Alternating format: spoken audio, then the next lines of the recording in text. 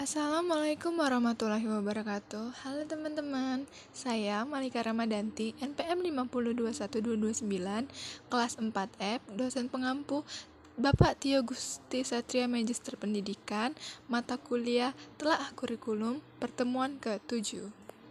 Baiklah, selanjutnya, topik pembahasan kita pada pertemuan kali ini adalah 1. Standar proses, 2. Standar penilaian. Standar proses.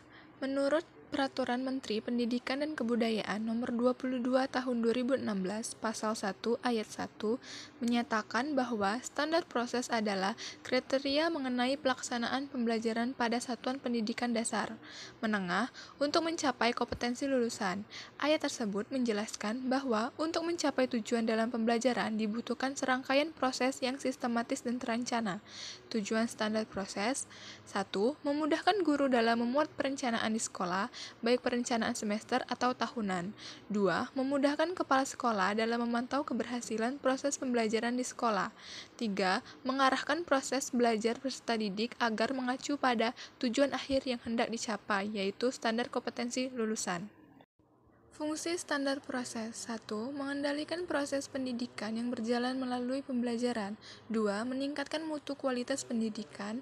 3. Alat untuk mencapai program yang telah direncanakan oleh tiap instan pendidikan. 4. Menjadi acuan bagi guru untuk merencanakan, membuat, dan mengimplementasikan program.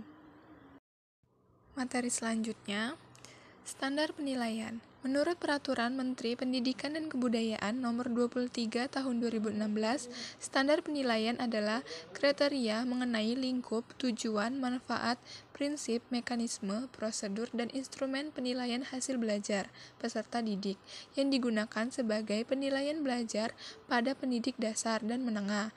Artinya, standar penilaian harus berdasarkan Permendikbud.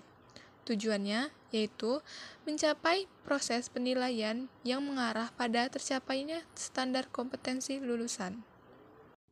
Prinsip standar penilaian. Adapun prinsip-prinsip penilaian yang telah diatur dalam Kemendikbud Nomor 23 Tahun 2016 pada pasal 5 sebagai berikut. 1. Syahih, berarti penilaian didasarkan pada data yang mencerminkan kemampuan yang diukur. 2. Objektif, berarti penilaian berdasarkan pada prosedur dan kriteria yang jelas, tidak dipengaruhi subjektivitas penilaian. 3. Adil, penilaian menguntungkan atau merugikan peserta didik karena berkebutuhan khusus, serta perbedaan latar belakang agama, suku, budaya, adat istiadat, dan status sosial ekonomi dan budaya. 4. Terpadu, penilaian oleh pendidikan merupakan salah satu komponen yang tak tersampaikan dari kegiatan pembelajaran. 5. Terbuka, prosedur penilaian, kriteria penilaian, dan dasar pengambilan keputusan dapat diketahui oleh pihak yang berkepentingan. 6. Menyeluruh dan berkesinambungan, penilaian oleh pendidik mencakup semua aspek kompetensi dengan menggunakan berbagai teknik penilaian yang sesuai untuk memantau perkembangan kemampuan peserta didik. 7. Sistematis, penilaian dilakukan secara berencana dan bertahap dengan mengikuti langkah-langkah baku. 8. Beracuan kriteria, penilaian didasarkan pada ukuran pencapaian kompetensi yang ditetapkan.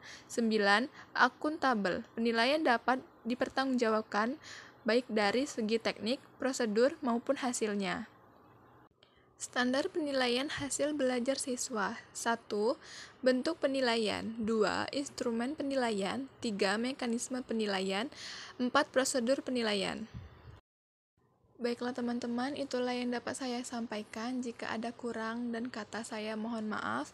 Saya akhiri, wabillahi taufiq walhidayah. Wassalamualaikum warahmatullahi wabarakatuh.